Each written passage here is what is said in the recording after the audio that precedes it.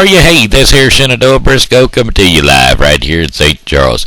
Yes, sir, this is the day before Independence Day. That means this here is the 3rd of July. Yes, sir, 3rd of July. That makes this blog number, let's see, 149. That's right, 149 tomorrow on the 4th. It will be the big 150. But I tell you what, I'm getting along. Boy, I tell you, it's been a long day today. I went out to the store earlier today, and it's nice and warm out there, and I went to the fireworks stand, took a look around, was looking for UFOs. They ain't got such a thing no more. So I didn't get to see any UFOs there, but they did. You're not allowed to sell bottle rockets in the city or in the county of St. Charles anymore. Boy, that's a crime machine. Bottle rocket wars was the funnest, I tell you. And I tell you what, if you wanted to light up and get some folks out from behind all the hiding places, UFO would do the trick. What day you toss one of them right up on over there behind them, and then that UFO's out of the ground there, and people jumping and hollering, screaming, and boy, you got yourself a host show right there. But you know what they say. I tell you what, the best way to shoot bottle rockets is after you've spent a Roman Campbell. You just stick them on in that Roman Campbell stick, and you can shoot them out of there, and you can get better shots, and you can get longer distance too, I'm telling you. Kind of like a rifle. You know what I'm saying? Roman Campbell stick, and then you stick them bottle rockets down inside there, and the 10 shot's even better because, well, it's longer. But, yeah, you can get you some distance out of them that way. A lot of people don't know that, but hey, been a while since I've had a bottle rocket fight, but I tell you what, and you know what's better about that? You don't get sparks all up and down your arm, because they stay in that their Roman candle tube. That's right, sure enough. Yeah, anyway, what else was I gonna say? What they had? Oh yeah, there's one of them things on the Facebook called I Live in St. Charles. I grew up in St. Charles and I remember when. Well, I'll tell you what, if you ain't careful and you don't remember when, you're going to miss out on the St. Andrews Cinema. Because as of September 1st, they're going to be shutting down.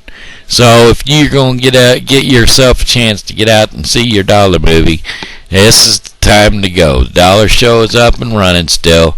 But as of September the 1st, they are no longer going to be in existence. So that's just your FYI for all you St. Charles livers. Alright. Anyway, if you don't live in St. Charles and you travel a lot, you might want to stop into the Hampton Inn in Columbia. Yes, sir, Columbia, South Carolina. Yes, sir, South Carolina. That's the northeast Columbian. In Columbia, South Carolina, the northeast Hampton Inn. Yeah. Well, I'll get it right here in a minute. That's the Hampton Inn, northeast Inn, South Carolina. Columbia, South Carolina. Alright. If you go in there, they'll take care of you there. That's one of the things they do. Because they'll look at you and they'll say, I'm glad you came to my establishment because I'm here to help. And they will too, because that's just the way they are. I've been there and I've done that. My son graduated from the old Fort Jackson in South Carolina, and Army post there, and we went out there, and I stayed there at that there Hampton Inn, and in the Northeast Hampton Inn in Columbia, South Carolina. And I tell you what, you get down there and they're handicapped accessible, that's for sure. They had a handicap room for me that I couldn't believe how wonderful it was. Got a roll-in shower and a shower that slides up and down the pole there, and you can take it off the hook and shower it all around you. And I tell you. And then not only that, they got a swimming pool out there, and that pool is handicapped accessible too. You get out there in your chair and you hop out of your you have somebody help you hop out of your chair. In my case, transfer me from my power chair over to their little power lift chair, and it'll swing you right on around and drop you right on down into that cool, cold water. Yes, sir, and they got a seat belt on the chair, too, so you ain't going to slip on out while you're sitting there waiting to get in. And then, not only that, but after you get in there, you swim around for a while, and you're feeling good, and then all of a sudden you figure it's about time to get out. Well, you just fish yourself on over to that chair, and you slide on back up in there, belt yourself back in, and run her on up, and she'll swing up around the bar there for you and set you right up next to your chair, and then you get transferred right back into your chair again. Now, it's a good thing if you bring a plastic bag or something to stick in your chair, because, well, you don't want to get it all wet. And then you can head for your room and jump on that comfy bed, boy, throw you a bunch of towels down, and jump on that comfy bed and get all dried off and swapped over into your other clothings, and head right on off to the restaurant across the street there, the Lizard's Thicket. Now, I tell you what, you got some good eats there at the Lizard's Thicket. I tell you, we went in there and we had some down-homey food, Southern style. That's right, Southern style food. You got your mashed taters, and you got your fried okras, and boy, I tell you, they put on a good spread there at the Lizard Thicket. Yeah, you know why they're called the Lizard's Thicket? Well, that's because Annie's restaurant was taken, and so they became the Lizard's Thicket, because where the folks came from when they moved up this way and decided to open their restaurant and decided their name was taken, well, there was a crossroads, and that crossroads was where everybody come together and go to the fair and everything whenever they had the carnivals come in through town and the circus and all whatnot. Well, that crossroad was called that Lizard Thicket. And, well, there you go. That's why they named it that. On account there was another name done taken, and, well, I tell you, they was all happy and satisfied, and I tell you, their food was good. Some of the best down-homey cooking I've had in a long time. Sorry about that. I'm going to have to pause out and fix that for you, alrighty? Okay, that's better. I can breathe now. That there was getting on me. I couldn't hardly breathe. I was trying to breathe in, and I was getting all a bunch of just nothing, no airs. Like to have air. You know, now my nose itches, but I can't really do anything about it, because if I do,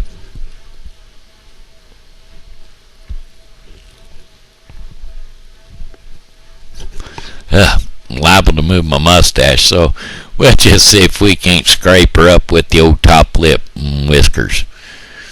Anyhow, let's see, what did I do today? Oh, I went to the grocery store, went grocery shopping, stopped into the Dollar General store. You know, when you go into a Dollar General store, you just get to browse around and find things that are just poked off here and there, and they got all kinds of stuff. Actually, what we ended up getting today was some more comment and some, let's see, what else did we get? Oh, we got us a candy bar. I forgot about that. That's in the refrigerator. Now, I got me a gut on me, and I'm going to try this no wheat diet.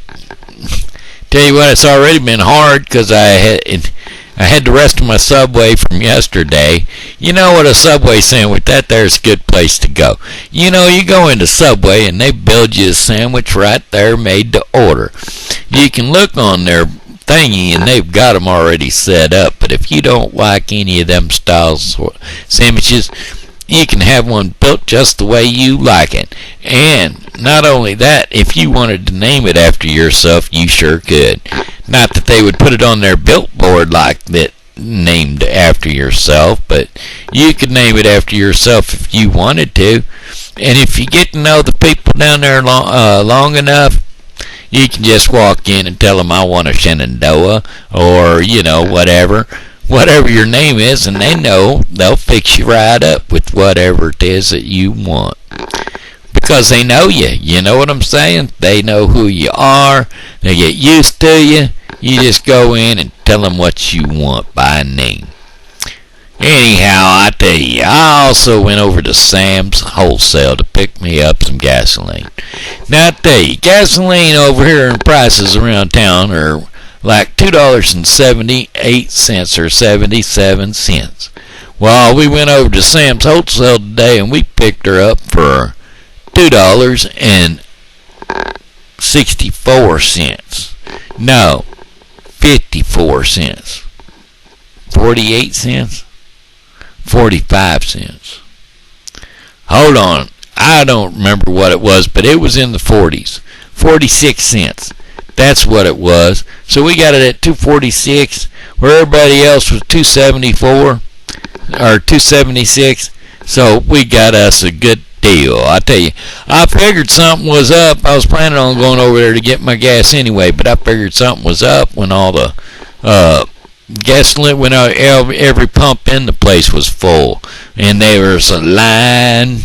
Everybody was on a line waiting, and tell you, I like to get in line sometimes because, well, gives you a chance to listen to the radio, not the railroad.